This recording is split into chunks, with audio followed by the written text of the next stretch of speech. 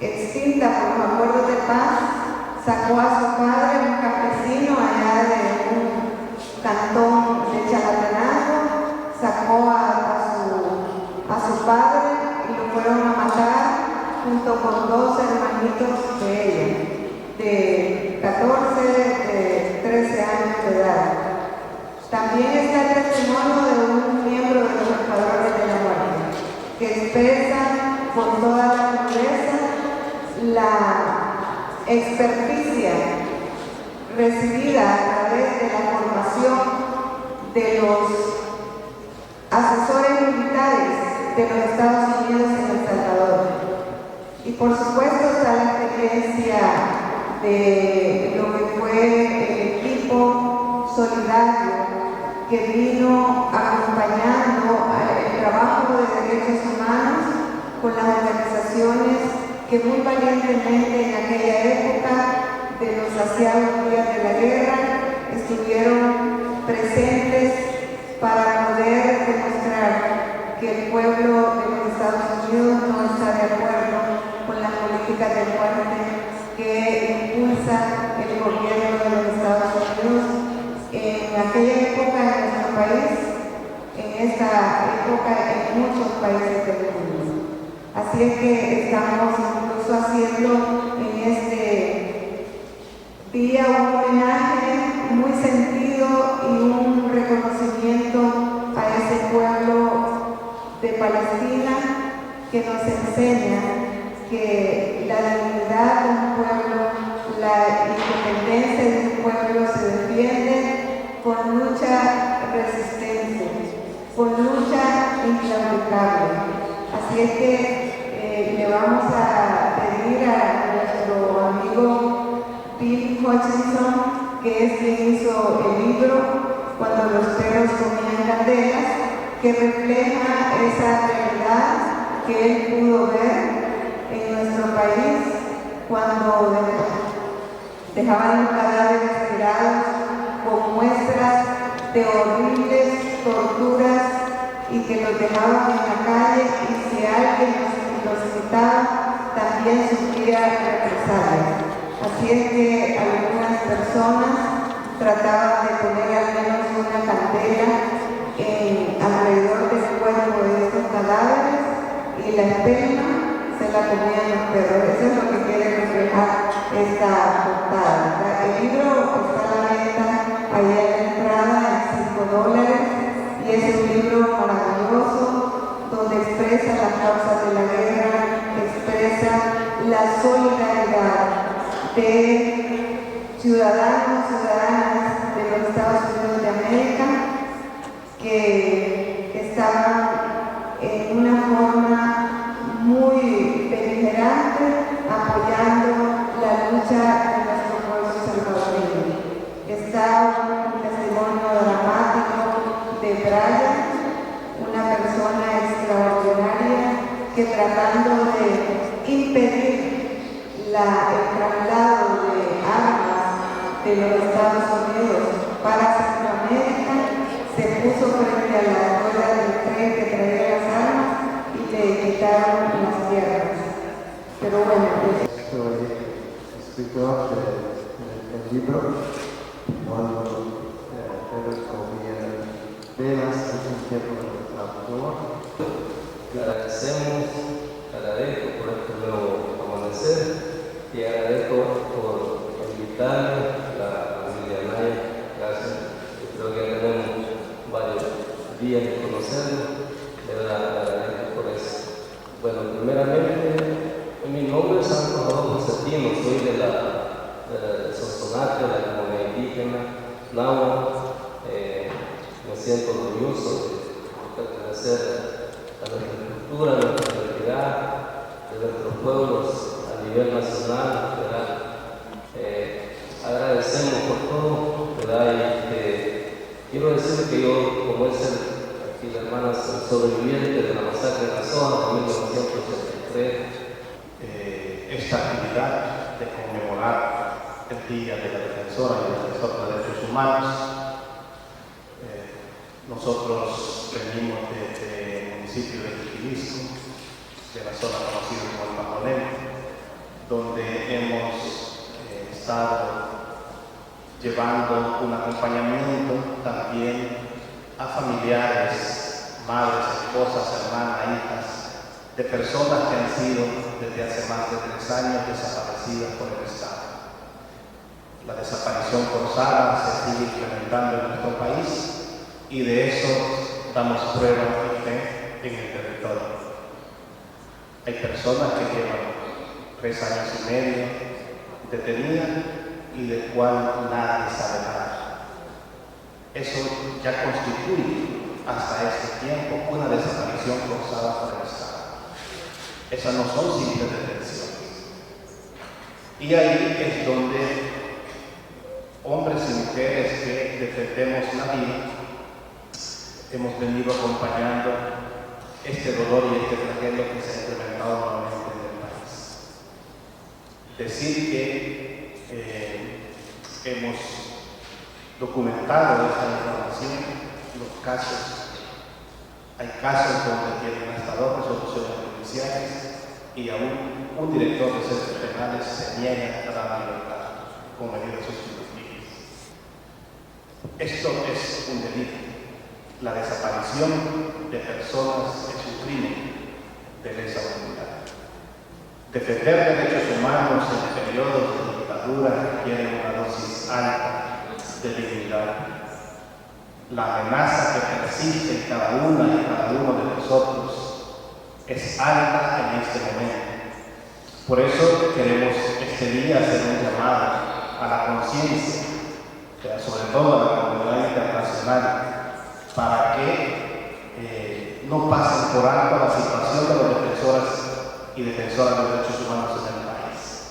Se están utilizando nuevas modalidades para atemorizar, aterrorizar a los defensores y defensoras de los territorios.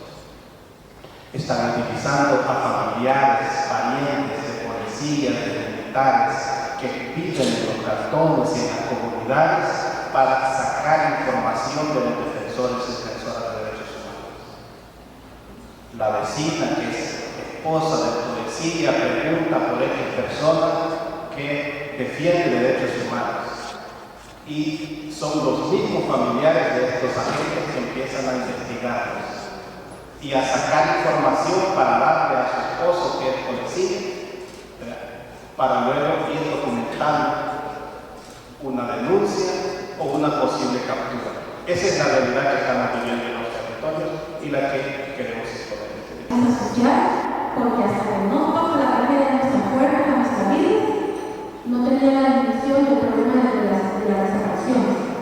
A la comunidad internacional, específicamente, que monitorea la situación clara de violación de derechos humanos que tenemos.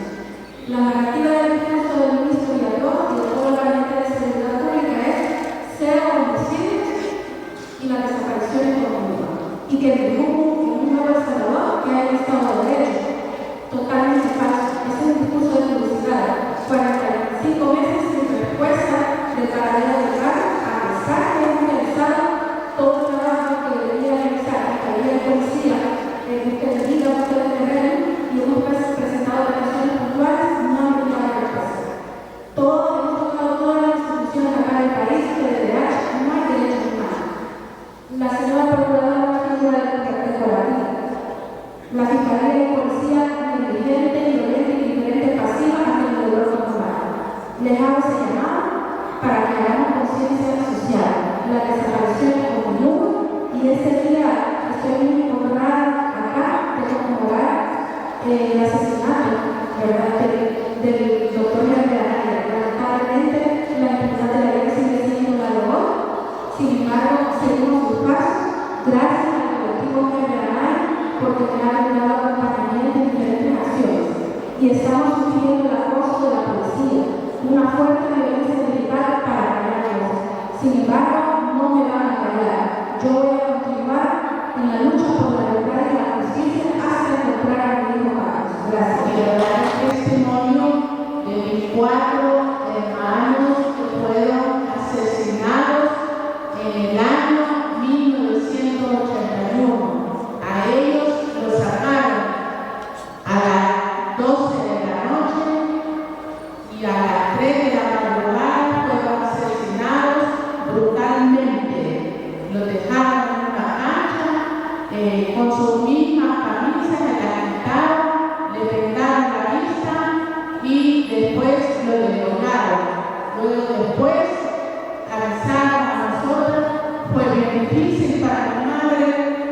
escucharon 4 nombres de ella ahí. Uno se llama Salvador, otro se llama Carlos, otro se llama Sabino y el otro se llama Salvador.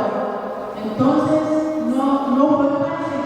Mi madre, toda la gente pensó que ella iba a poderse volver hasta loca, pero ella era muy fuerte. Gracias a Dios le dio fuerza y ánimo. Y yo digo, ni un paso atrás. También nosotros seguimos adelante, apoyando también, ¿verdad?, el trabajo. Estamos siempre en apoyo de todas esas personas, así como lo hizo Heber, que fue el único hombre que luchó por los derechos humanos. ¡Que viva la gente de Calla! Muy bien, entonces tenemos que seguir para que sepan que nadie nos puede parar de la lucha en la que ahorita estamos viviendo tan difícil. Tenemos que seguir adelante, compañeros y compañeras. Gracias a Mirna y a la familia que siempre, año a año, están celebrando este aniversario y ahí estamos con ellos. Siempre lo recordamos a él todos los años, porque es necesario recordar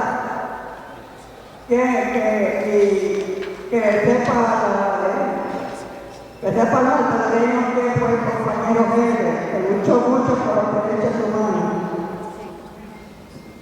Nosotros las madres de papá nos dolió mucho el asesinato, porque nos quitaron al compañero que luchó mucho por los derechos de los demás. Para nosotros fue duro ese golpe. Y hasta la vez, pues, nosotros sentimos la muerte de él. Antes, pues, los que luchaban por los derechos humanos eran perseguidos y asesinados.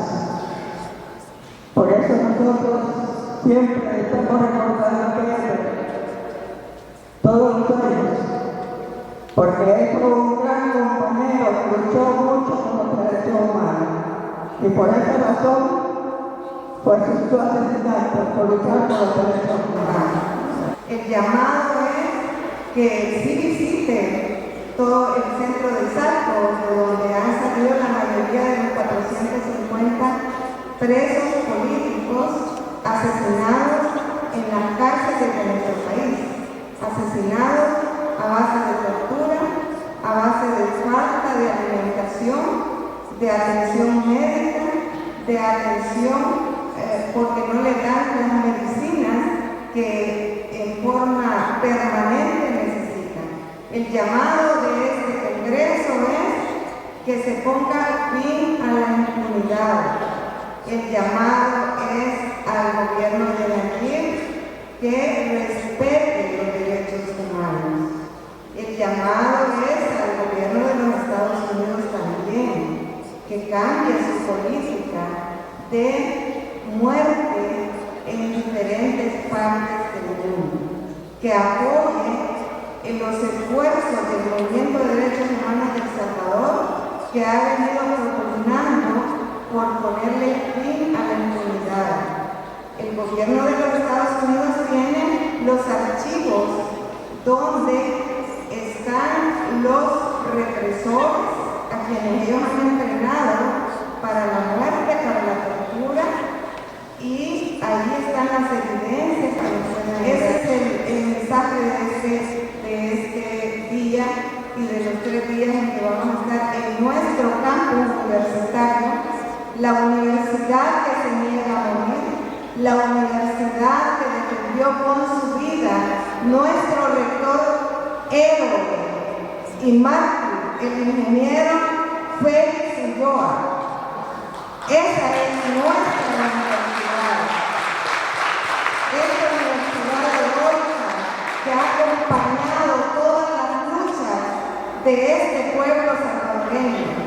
Tenemos el ejemplo del doctor Fabio Castillo, nuestro rector magnífico, 2 veces rector, pero que nunca se cayó, que siempre estuvo adelante de las luchas de este pueblo, fue parte de la huelga de brazos caídos que puso fin a la dictadura militar en la época de los años 40 en El Salvador. Así es que nuestro Congreso pretende transmitir a las nuevas generaciones esa lucha inclaudicable de nuestro pueblo, que ahora sufre de un régimen de excepción y a través del cual tienen amedrentadas a la mayoría de las organizaciones de nuestro país. Que también se respeten los derechos de los presos políticos. Especialmente se ha pronunciado últimamente con medidas de protección para Ruth de Leonora López y para el abogado constitucionalista Enrique Anaya. El gobierno salvadoreño asistió a la sesión en que se conoció de este caso. Con el comité, la Comisión de Derechos Humanos, no tomó en cuenta las falsas pruebas que se presentaron para justificar que no hay tal destitución arbitraria. Y pues se pronunció en el sentido de que esa fue una destitución arbitraria y que efectivamente daña sensiblemente el sistema de justicia en El Salvador. Pidiéndole a Montesinos que lo ayuden a acusar, sacado con el hijo que vuelva al pueblo, pidiéndole a Montesinos que lo ayuden a acusar, amarrado atrás, un palo pegado por la en un día como este, para hablar sobre los derechos humanos y sus defensores.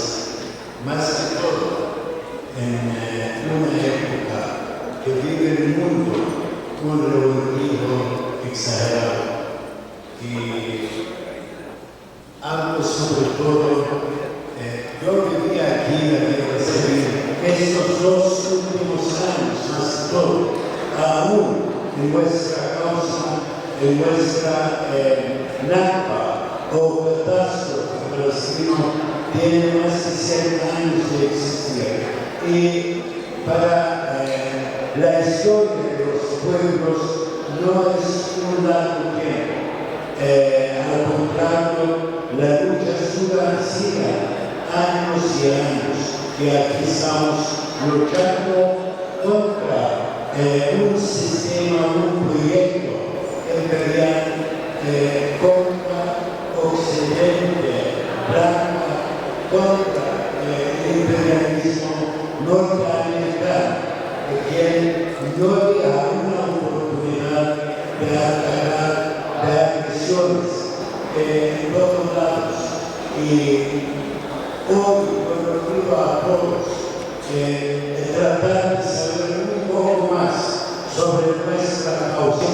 La causa palestina es la liberación del mundo.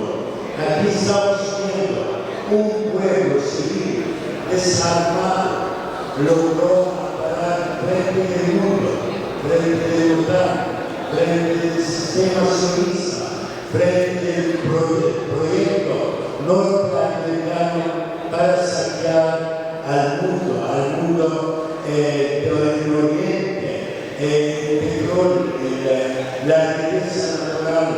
Y aquí está repitiendo ahorita en el Caribe, en Colombia, en Venezuela, que quieren seguir el mismo sistema, saqueando a los pueblos.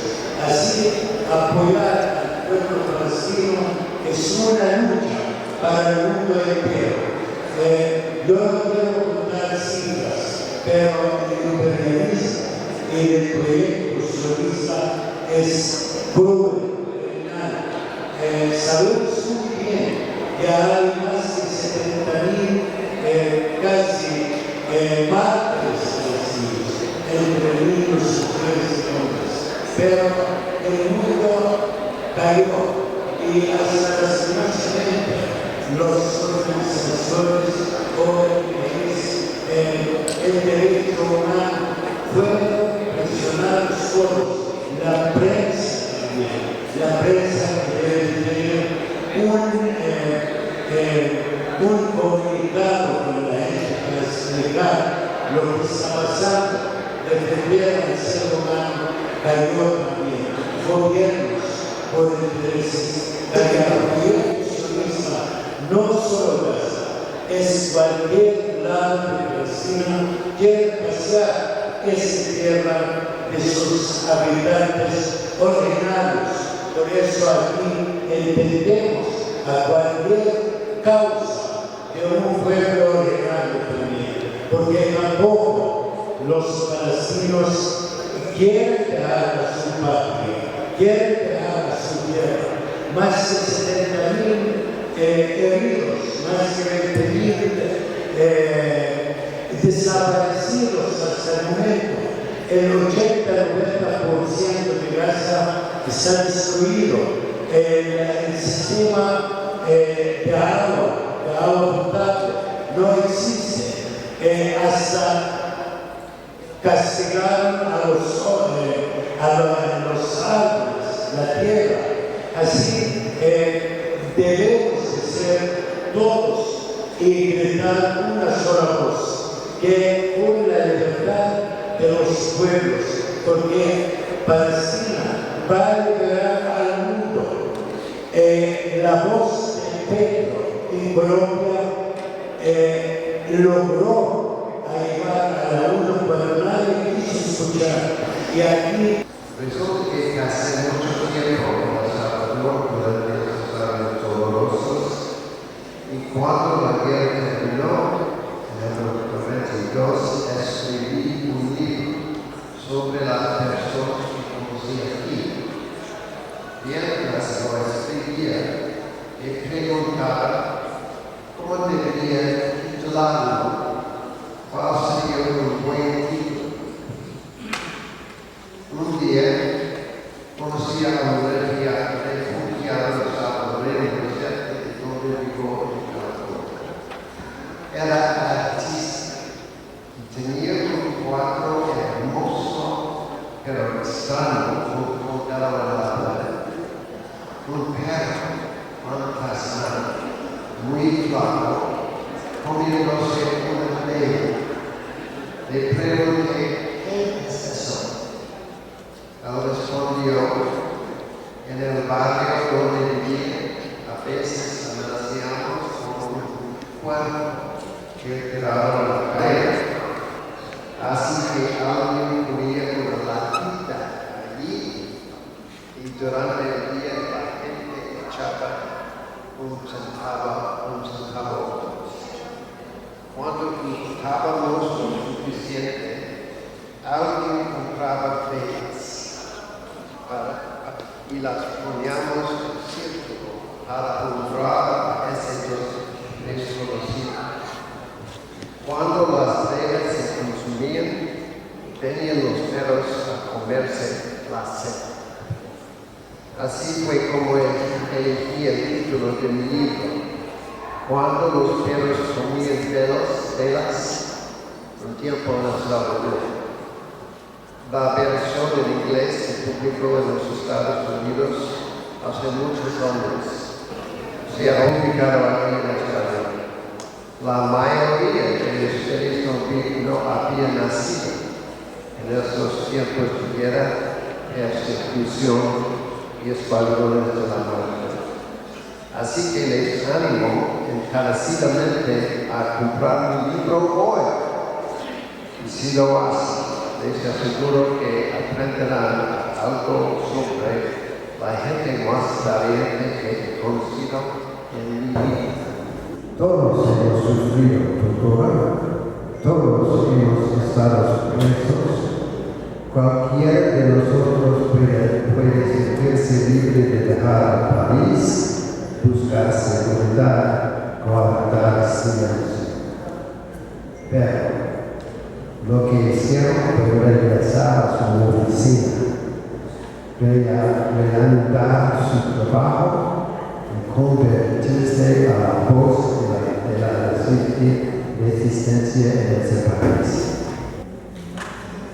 especialmente aquel hombre aquí, Herbert el líder de la comisión.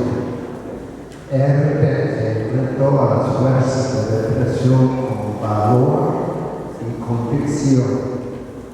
Cuando Herbert luchaba por la justicia, la gente bajaba de la acera para tocarlo.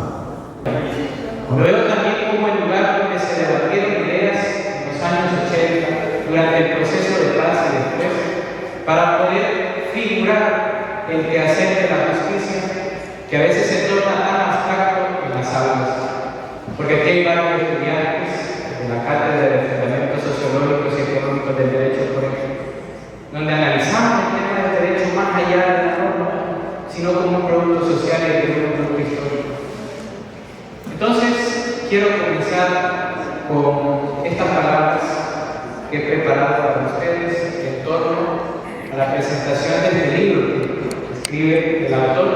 Fíjense, empezando que es un autor estadounidense que está hablando de la realidad política de El Salvador en los años 80, que también es una realidad que se ve en Estados Unidos y que lo ve. Cuando les ponía una narración cargada de simbolismo tan realista como desgarrador, dramático, conmovedor de sus contradicciones, hondo en tristeza y orgullo, sentido de pertenencia en la lucha y el compromiso político que también es humano, por qué no decirlo, lo más humano. El autor, un creyente comprometido de la Iglesia Presbiteriana estadounidense, se ve abruptamente involucrado en las convulsas realidades de Centroamérica que suceden a cientos de kilómetros de su hogar natal. De repente descubre un espacio sombrío que se desarrolla a las espaldas de su propia sociedad, el conflicto represivo en la región, sostenido y originado por su propio gobierno de los Estados Unidos. Esta revelación no solo le conmueve, también le indigna, transformando su curiosidad inicial en un compromiso inquebrantable por la solidaridad internacional. Como él mismo afirma en su libro, la esencia de la solidaridad es discernir la forma más idónea para ponernos al servicio de los demás y apoyarnos en su lucha por la liberación.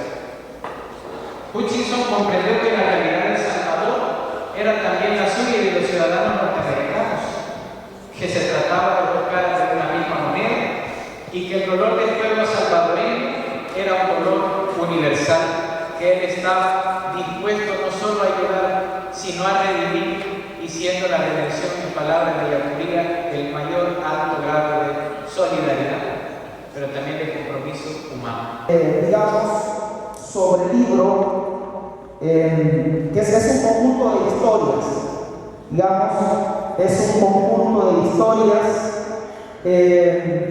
que conforman un relato mayor, es decir, es la historia de Herbert Anaya, es la historia de la Comisión de Derechos Humanos y es la experiencia de apoyo solidario de casi una treintena de personas que vinieron a Estados Unidos para proteger a defensores de derechos humanos en El Salvador durante la Guerra Civil, personas que arriesgaron su vida, ¿verdad? Pero también el texto incluye otras historias que complementan y contribuyen a esta narrativa que Eduardo Galeano, a propósito de la mención que hacía hoy, llama la realidad horrenda y maravillosa. Es decir, yo diría que este es un texto que nos presenta cosas terribles y cosas maravillosas. Cosas terribles porque plantea el sufrimiento extremo, la maldad, la hazaña y la miseria humana expresada en el asesinato, la tortura y los peores crímenes contra la dignidad humana. Y es maravilloso porque es la solidaridad, es la valentía, es la convicción, es el amor, es el sacrificio extremo llevado hasta las últimas consecuencias por un sueño de igualdad y de justicia. Puede disparar en toda su vida. ni en sus sueños. Debe ser Mario y a este hombre lo golpean sin tanteos. Ronald Reagan es presidente de Estados Unidos por segunda vez y Gorbachev es presidente de la Unión Soviética. El mundo entero está en pugna, dos bandos solamente. Se supone que Canales estaría en esta esquina a esta hora estuviera explicando un pequeño operativo de guerrilla y que su bigote no sería tan espeso como el de Pedro Infante. Nadie podría decir cómo luce Canales realmente, de hecho muy poco lo reconocerían con exactitud. Pero ahí tenemos a la mayoría de los jugadores, agitada, victoriosa.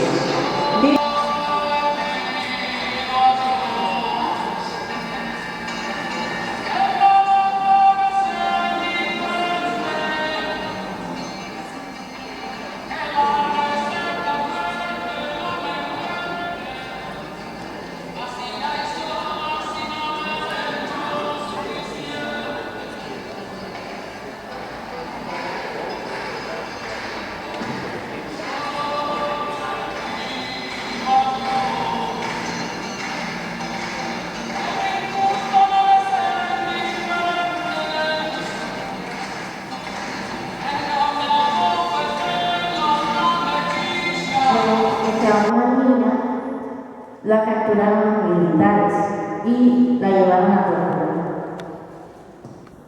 Eso a mí, yo no había escuchado de eso, la verdad. Pero cuando lo escuché dije, se parece mucho a lo que ha pasado aquí. El cómo militares o los de la Guardia Civil, la Policía Nacional, capturaron a personas que no sabían si eran o no parte de una delincuencia, de un grupo delictivo, y los secuestraron. Porque esa es la palabra, los han secuestrado. Están en las cárceles, no tienen visitas, no se sabe cómo están de salud, ni ellos mismos saben si son inocentes o no. ¿Y ahí cómo se le puede llamar justicia a eso? Si estamos bajo un régimen en el cual yo tengo 17 años y estoy orgullosa de poder hablar de esto y de conocer del tema, pero no puedo hablar por todos. Yo no les puedo decir, no, mis compañeros de bachillerato, ellos saben de esto, a ellos les interesa. Es mentira. Y eso es lo que yo quiero hacer. Como dice el Señor, enseñar al que no sabe.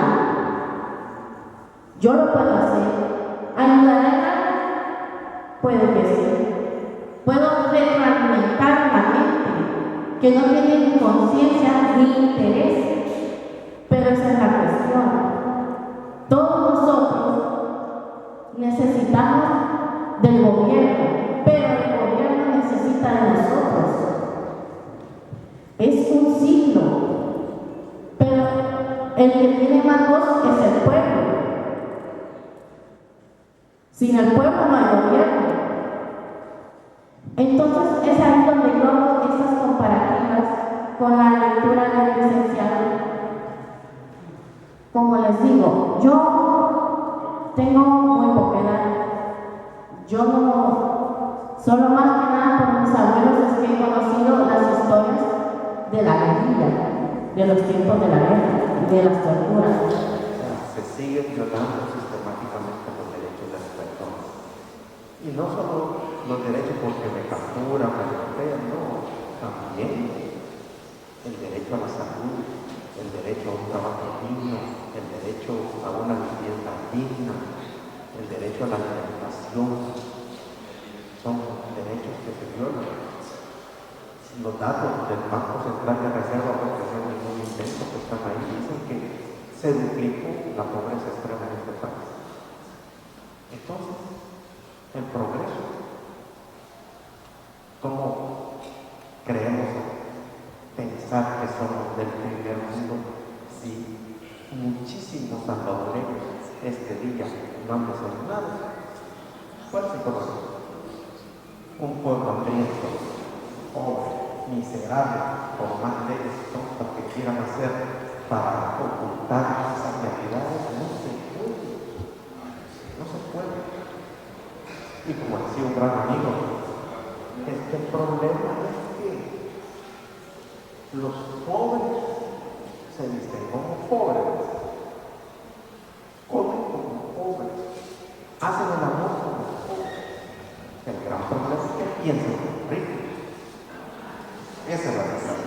Entonces, somos presas fáciles del engaño, de la mentira. Y creemos que es verdad.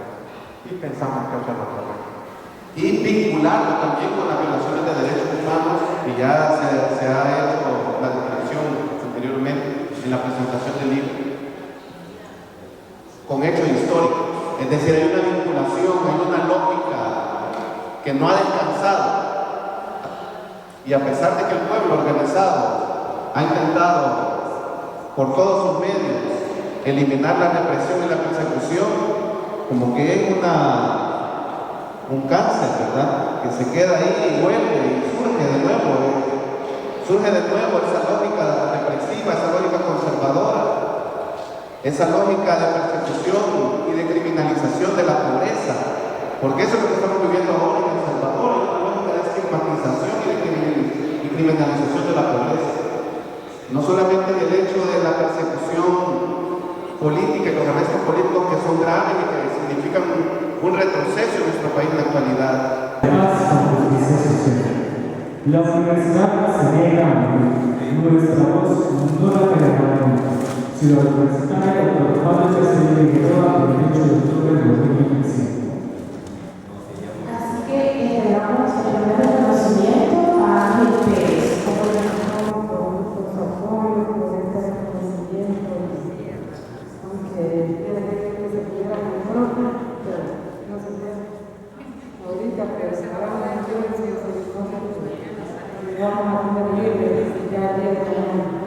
Confiamos en la gran misericordia de Dios que ilumine a la fuerza que lleva este proceso y que prontamente lo tengamos entre nosotros. Muchas gracias por su apoyo y muchas gracias por todo el acompañamiento. Agradecer al Comité de Derechos Humanos y de Raya Nacional, que siempre ha sido el referente por la defensa de los derechos civiles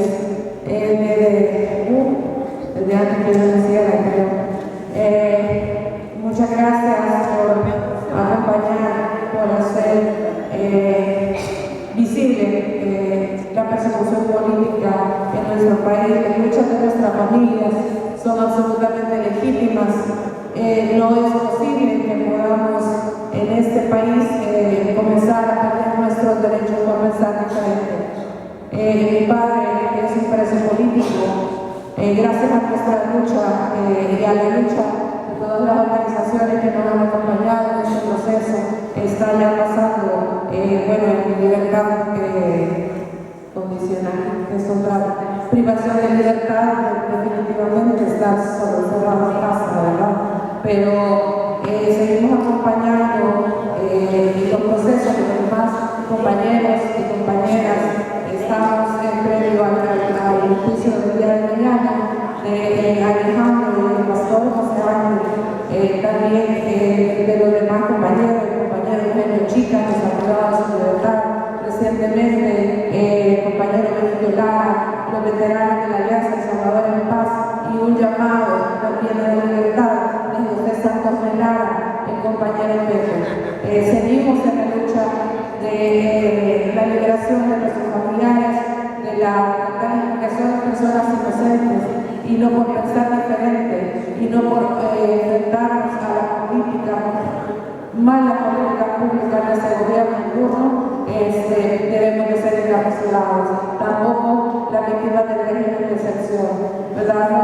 Muchísimas gracias a todas y todos, y en especial al comité, ¿verdad?, que nos ha hecho este reconocimiento. Muchas gracias. Y es un placer estar por acá, decirles que le agradecemos también a los organizadores de estos eventos, porque realmente hay que defender los derechos de todos los salvadoreños que en este momento están siendo pisoteados a donde quiera que estén.